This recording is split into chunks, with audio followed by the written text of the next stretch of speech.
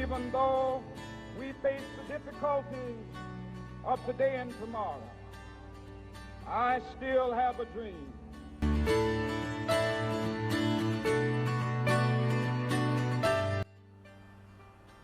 going to step off the limb.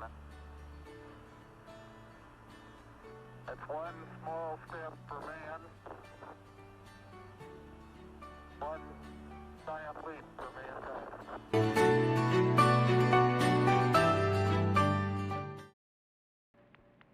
And so, my fellow Americans, ask not what your country can do for you, ask what you can do for your country.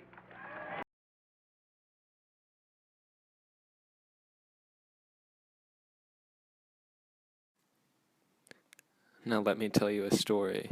My story.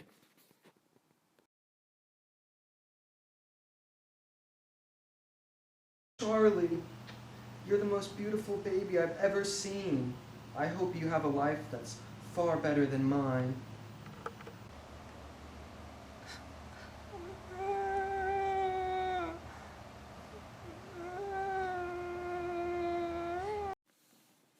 I was born in 1922 to a single mother named Charlotte McLaren. She was an Irish immigrant who got caught up with the mob and ended up knocked up by Al Capone. I'm a man. Still am. Since my mother did not want me to be held back by my father's name, she took matters into her own hands. I need to name you something patriotic, something that'll set you up for success. It needs to be America. Charlie America. God. 1929. The financial house of cards collapses, and the overinflated stock market plunges into a Great Depression. A financial panic grips the world. My mother and I lived in a slum in Brooklyn. She didn't love me very much, and life as a child on the streets was hard. The days were long, and the nights were longer. There were times when I didn't think I would make it out alive, and then my mother abandoned me when I was only 12 years old. In order to take care of myself, me and some of the other bums had to play music for money.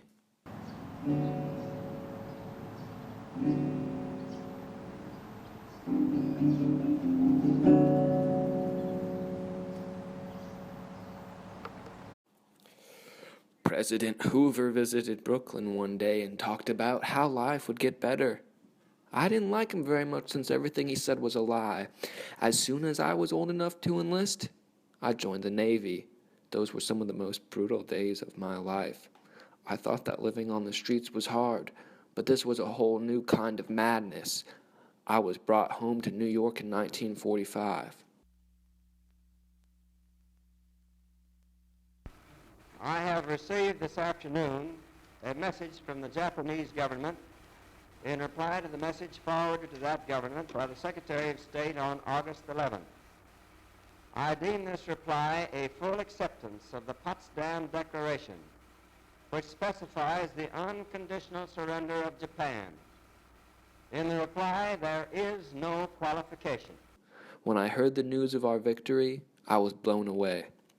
I was so excited, I grabbed the girl next to me and kissed her. We got married later that year. Her name was Catherine.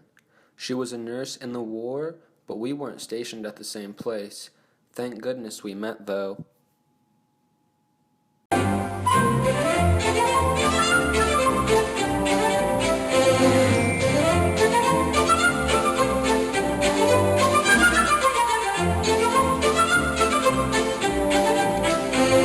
In the first year of peace, more than 2 million couples were married. By 1950, 21 million babies had been born in a seemingly endless baby boom.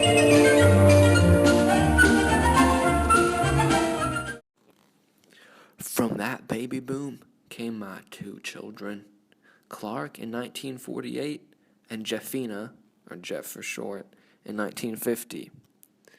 And G was life's well. Kath wanted some sunshine, so we moved to Anaheim, California. I got a job working for Hasbro and invented a revolutionary new toy. Mr. and Mrs. Potato Head with their own cars and trailers. That's what's new. See, Mr. Potato Head has a car and boat trailer. And there's a car and shopping trailer for his wife, Mrs. Potato Head. It's such fun to do and so easy. Like this. Take any fruit or vegetable. Just stick in eyes, then ears, and then the mouth. You can make the funniest looking people in the whole world. Potato Head people look different every time you make them.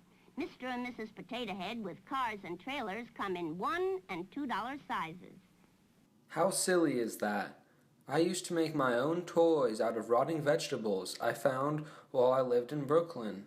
Little did I know it would make me rich. Everything was perfect. Honey, I'm home. Hi, darling. Sorry my hair's disheveled. It's been a long day. Sunshine, lollipops, and rainbows. Everything that's wonderful is what I feel when we're together. Brighter than a lucky penny. When you're near, that rain just disappears, dear, and I feel so fine. Just to know that you are mine. My life. That's okay. I love you anyways. Baby, I love you. Jeffina not only was the most beautiful, but was also the most popular. Everyone in school loved her. Clark was a quarterback on the football team and got all the girls. Every night, our family sat down for dinner and talked about our day and how much we loved one another. Like I said, everything was perfect. Then one day, Catherine decided that things weren't so perfect. She got this crazy idea about becoming a feminist and left home and took both of our kids with her. I never saw her again, and this made me pretty depressed. All I thought about was her. Earth angel, will you be mine? One day, on my walk home, a guy told me he was going to Berkeley, and I decided to go with him. We Trucking, got my chips cashed in, keep trucking, like the Doodah Man together. More or less in line, just keep trucking on. got into all these radical protests, and I learned a lot about myself. Some would call it a midlife crisis, but I had fun. In 1969, me and my buddies headed over to Woodstock. I couldn't believe it. The crowd was ginormous. And in the middle of that crowd was the most beautiful girl I had ever laid eyes on. Her name was Lizzie. And I immediately struck up a conversation with her. So, what brings you to Woodstock? Good vibes and cool music. Oh, that's awesome. I love the 60s. We talked for hours, and that's when I knew I had met the love of my life. She was totally cool. Lizzie was so cool, she even got interviewed the first day that we were there. So, what's your name? Oh, Elizabeth, but you can call me Lizzie. So, who's your favorite performer here? Oh, probably CCR. Creedence Clearwater Revival. I was just a little boy, standing through my daddy's knee. My papa said, son, let the man get you and do what it's done to me. 'Cause they get you along, get you right now. Do you have anything else you'd like to say? I just really love trying all the new things here at Woodstock. Hey, Charlie, you want a piece of this sweet brownie? Right on.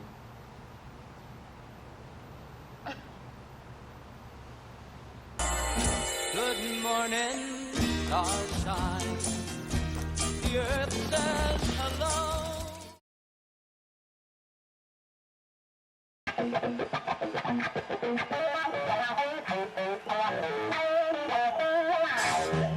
I don't really remember how the rest of the weekend went, but on the last day of our journey, Lizzie got really sad.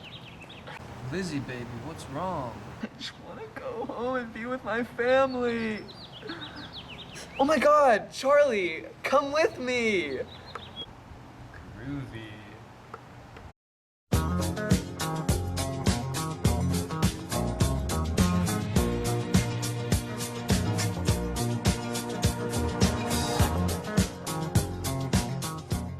We went home to see her dad. He worked for a man named Richard Nixon, and he wanted me to join him. At that point, I changed my name to Charles Colson.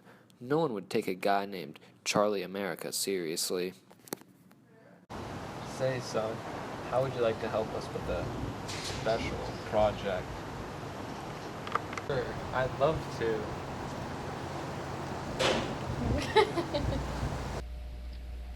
I have never been a quitter. To leave office before my term is completed is abhorrent to every instinct in my body.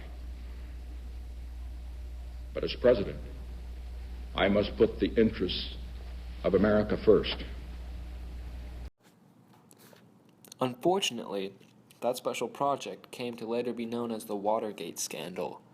I, along with six other men, became known as the Watergate 7. I was arrested in 1972, but escaped in 1973. You'll never guess how I did it.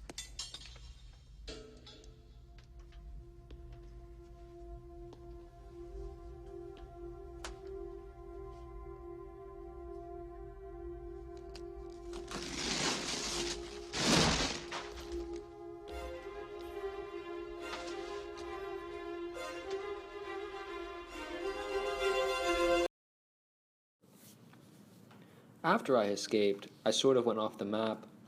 I spent the rest of the 70s running around the country trying to find somewhere I knew I wouldn't be found. I decided to eventually go back to California and stay in the most remote town I knew, Visalia. I eventually got a job. Hola, how may I help you?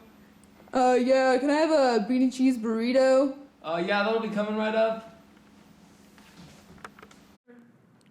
One day, the craziest thing happened. Cheers. Growing Pains. A-Team. Oh, Miami Vice! I love this show!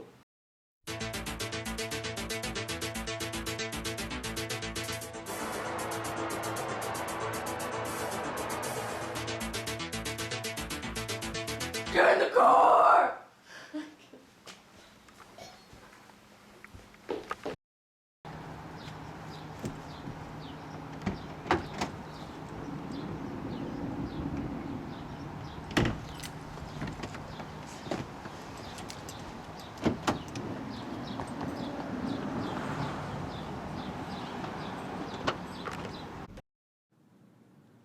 Turns out, the government found me.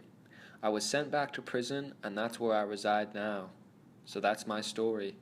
The story of Charlie America.